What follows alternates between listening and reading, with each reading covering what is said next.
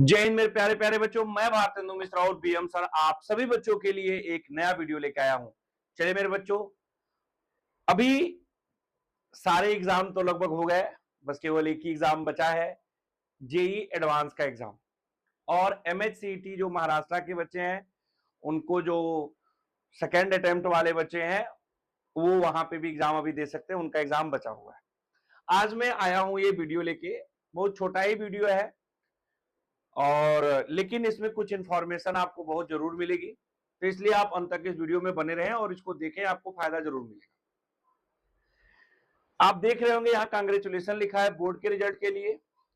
तो अभी आप जानते हैं बहुत सारे बच्चे हैं जिनकी बोर्ड का रिजल्ट आ चुका है, चाहे वो बहुत सारे स्टेट बोर्ड है, जैसे महाराष्ट्र बोर्ड है जो कि एचएससी बोर्ड के नाम से जाना जाता है, यूपी बोर्ड का रिजल्ट अभी आया है, एमपी, राजस्थान, सभी बोर्ड जो भी बोर्ड के रिजल्ट आ गया है, उन सभी बच्चों को मेरे तरफ से बहुत बहुत कांग्रेचुलेशन। जो रिजल्ट अभी आने वाले हैं उनके लिए पहले से ही कांग्रेचुलेशन, बाद में आएगा तो फिर मैं वीडियो उस पर ही बना दूंगा। 10th के बहुत सारे बच्चे, लगभग मैक्सिमम बोर्ड का क्या लगभग सभी बोर्ड का रिजल्ट आ गया है, एक एसएस, तो उन बच्चों के लिए भी जो है हमारे तरफ से बहुत बहुत कांग्रेचुलेशन। और वो बच्चे जो मेहनत किए थे उनका फल उनको मिला और वो रिजल्ट अच्छा किए। अब ऐसा नहीं है कि सारे बच्चे अच्छा ही किए होंगे, ऐसा भी होता है कि कुछ बच्चे जो है अच्छा किए होंगे, कुछ बच्चे ऐसे भी होंगे जो हो सकता है अच्छा ना कर पाए हों। किसी का 90 प्लस आया होगा, किसी का 80 प्लस आया होगा, किसी का 70 प्लस आया होगा, किसी का 50 प्लस आया होगा, कुछ बच्चे कम भी पाए होंगे, कुछ बच्चे फेल भी हुए। देखो बेटा, आप जिस भी कैटेगरी में हो आप बिल्कुल परेशान ना हो। रीजन क्या है, आगे बहुत बड़ी लाइफ है आपकी।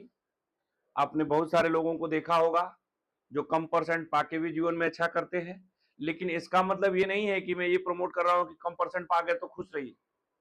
आगे से सुधर जाइए, आगे से पढ़ने का प्रयास कीजिए। समझ गए? आपका जो क्लास 10th आपने बिता दिया, अब आप 11th में आ गए, तो आप 11th को थोड़ा सीरियस हो जाइए, सीरियस होकर के 11th में पढ़ाई कीजिए। नहीं तो पता है क्या होगा, जैसे 10th चला गया वैसे 11th चला जाएगा, वैसे 12th चला जाएगा, फिर में से 12th के बाद यही हाल होगा। आपको पता है जब रिजल्ट आता है ना, तो आप थोड़ा बहुत दुखी होते हैं, आपको दुख होता है, लेकिन आपको बहुत लोगों को फेस नहीं करना पड़ता, क्योंकि आप तो घर में होते हैं या कहीं बाहर पढ़ रहे होते तो चले जाते हैं। सबसे ज्यादा फेस आपके पेरेंट्स को करना पड़ता है, आपके मम्मी को, आपके पापा को, सभी लोग आपके आपके भाई को, आपके बहन को, सभी लोग उनसे पूछते हैं कि आपके बच्चे का रिजल्ट कैसा है, आपके भाई का रिजल्ट कैसा है। तो वो उस समय कम आया होता है तो थोड़ा दुखी होते हैं और दुखी मन से बोलते हैं कि मेरे बच्चे का रिजल्ट इतना है, और उनको अच्छा नहीं लगता है दूसरों के सामने, समाज के सामने, क्योंकि वैसे भी हम एक सामाजिक प्राणी है ना, और हर आदमी चाहता है कि उनका बच्चा अच्छा करे। आपको तो पता ही है ना, अभी आप आईएएस बन जाइए या आपके घर का कोई आईएएस बन जाए तो देखिए सारे लोग कितना खुश हो जाते हैं, कोई डॉक्टर बन जाए अभी जैसे, लेकिन कोई नहीं बनता है तो उस केस में देखिए सब लोग अलग तरीके से बात करते हैं। तो इसलिए मैं 10th के बच्चों के लिए बोल रहा हूं कि जो हुआ उसको छोड़ दीजिए, अब जो 11th आ रहा है उसमें सीरियस हो जाइए, क्योंकि सभी बोर्ड के लगभग रिजल्ट आ गए, कोचिंग की क्लासेज आपकी शुरू हो गई, स्कूल भी शुरू हो गया होगा, कुछ में छुट्टियां अभी मई में चल रही होंगी तो फिर जून जुलाई से शुरू हो जाएगा। अब इसके लिए आप एक प्रॉपर रोड मैप बनाइए, प्रॉपर एक प्लानिंग कीजिए, और प्रॉपर रोड मैप और प्रॉपर प्लानिंग करने के बाद से आप पढ़ाई पे काम कीजिए। ऐसा नहीं कि शुरू हो गए पढ़ लिए कर लिए, ऐसा नहीं, प्रॉपर टाइम मैनेजमेंट कीजिए। हम इस पे एक अलग से वीडियो बनाएंगे, बात करेंगे। अभी बस थोड़ा सा ही कुछ बात करना चाहता हूं।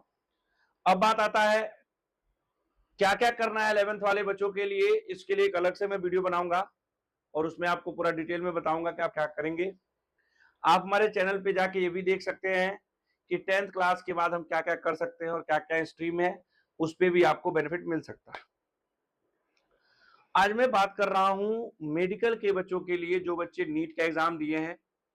आप 3 मई को एग्जाम दे दिए, आपने अपने ओएमआर सीट को भी मिला लिया होगा, आपको मार्क्स भी पता चल गए होंगे, कट ऑफ भी आपको लग ही रहा होगा, पेपर थोड़ा इजी था तो उसके हिसाब से कट ऑफ कितना आएगा, क्या आएगा, कैसे आएगा, बहुत सारे चैनल पे चल ही रहा है।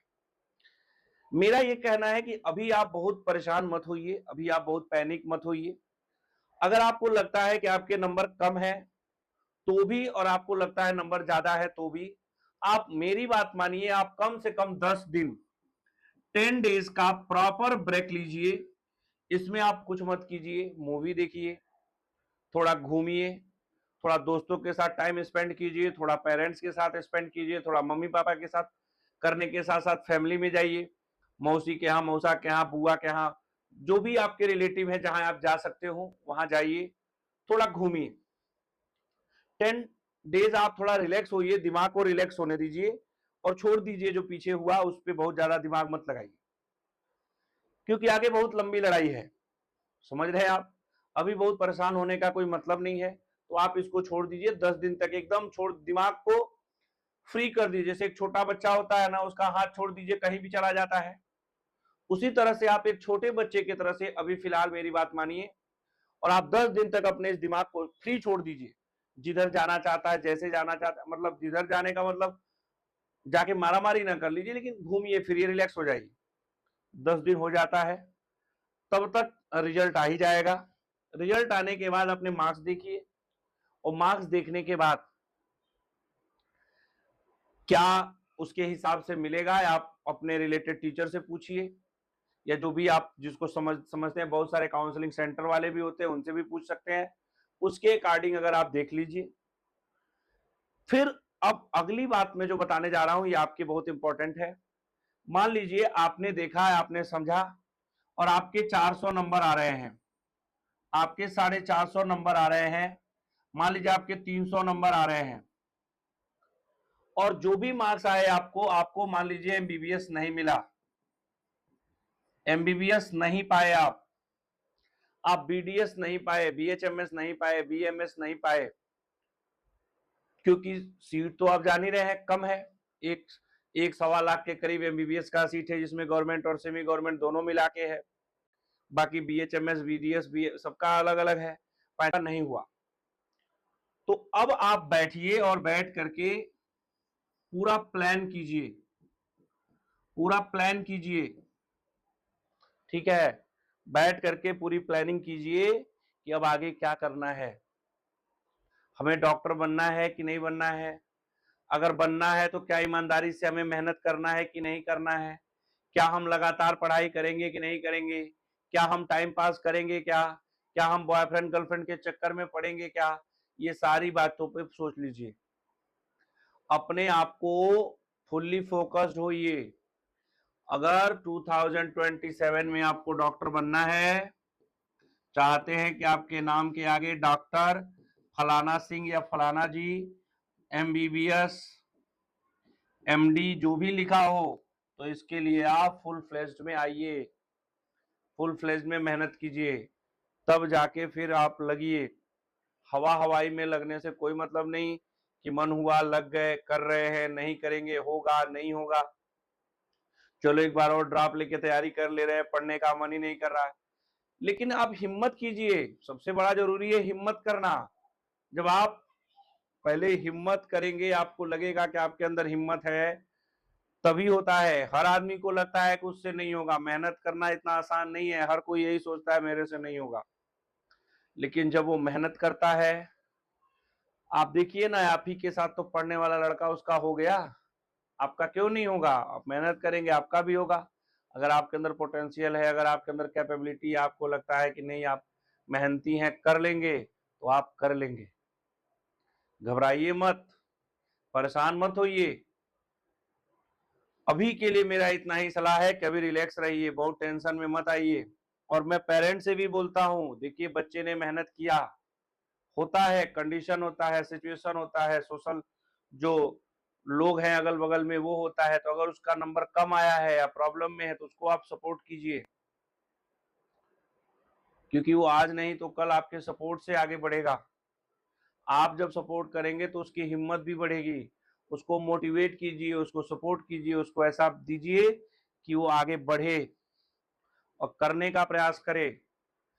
आपको मैं बताऊं, जितने बच्चे, आप जान लीजिए, जितने बच्चे नीट में सेलेक्ट होते हैं, लगभग 60 से 70% स्टूडेंट जो होते हैं, जितने बच्चे नीट में सेलेक्ट होते हैं 60 to 70% स्टूडेंट जो होते हैं बेटा रिपीटर के होते हैं, रिपीटर के होते हैं नीट में। जेई में है, जेई जो होता है उसमें 60 to 70% स्टूडेंट जो होते हैं वो फ्रेशर होते हैं, मतलब 12th वाले होते हैं।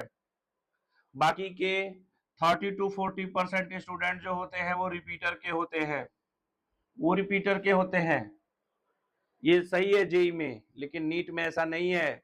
नीट में 60 to 70% बच्चे रिपीटर के होते हैं। बहुत सारे बच्चे रिपीट करते हैं और रिपीट करके सिलेक्शन लेते हैं।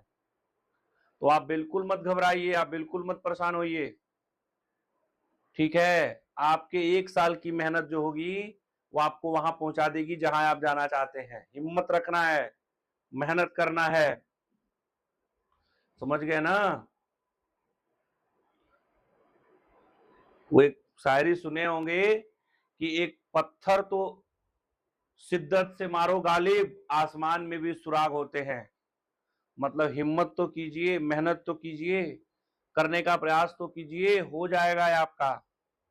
लेकिन आपको पहले हिम्मत करना पड़ेगा, अपने लिए बैठना पड़ेगा, अपने बारे में सोचना पड़ेगा, ये सोचना पड़ेगा कि क्या क्या कमियां थी, इस बार हम नहीं सेलेक्ट हुए, लिख के आया है नॉट सेलेक्टेड, तो नॉट सेलेक्टेड के पीछे क्या क्या रीजन है, मुझे वो रीजन डिसाइड करना है सबसे पहले। नंबर 1, नंबर 2, नंबर 3, क्या क्या वो रीजन थे। सबसे पहले नंबर पे क्या था जिसकी वजह से मैं असफल हो गया, पहले रीजन डिसाइड कीजिए, फिर उस रीजन का सॉल्यूशन डिसाइड कीजिए, कैसे इसका सॉल्यूशन आएगा, क्या होगा। नहीं पता चलता है तो आप अपने टीचर से पूछिए, वो खुद पढ़े हैं, उन्होंने इतने सालों से पढ़ा रहे हैं, बहुत सारे बच्चे उनसे मिलते हैं, वो सारी बातें उनको बताते हैं, तो उनको उसका आइडिया है, एक्सपीरियंस है, वो आपके सारे प्रॉब्लम सॉल्व करेंगे। अगर नहीं होता है तो आप हमारे चैनल पे वीडियो देख रहे हैं तो हमारे इस नंबर पे कॉल कीजिए, या आप इस नंबर पे व्हाट्सएप भी कर सकते हैं, आप कीजिए, हम आपको बताएंगे क्या करना है, क्या आपके जो प्रॉब्लम थे उसका सॉल्यूशन क्या है। बहुत सारे बच्चे सोचते हैं कि नहीं नहीं अभी तक इंस्टाग्राम चला रहे थे अब बंद कर देंगे, ऐसा नहीं होता। आप जाके देखेंगे जो बच्चे सेलेक्ट हुए हैं उसमें से 60% बच्चे ऐसे मिलेंगे जिनके पास एंड्रॉयड फोन भी नहीं है। मैं लातूर में पढ़ा रहा था, जितने बच्चे सेलेक्ट हुए उसमें से 1-2 बच्चों को छोड़ दिया जाए तो किसी बच्चों के पास एंड्रॉयड फोन नहीं था, सब छोटा वाला फोन रखे थे, खाली घर वालों से बात करने के लिए, इसके सिवा कोई चीज नहीं था।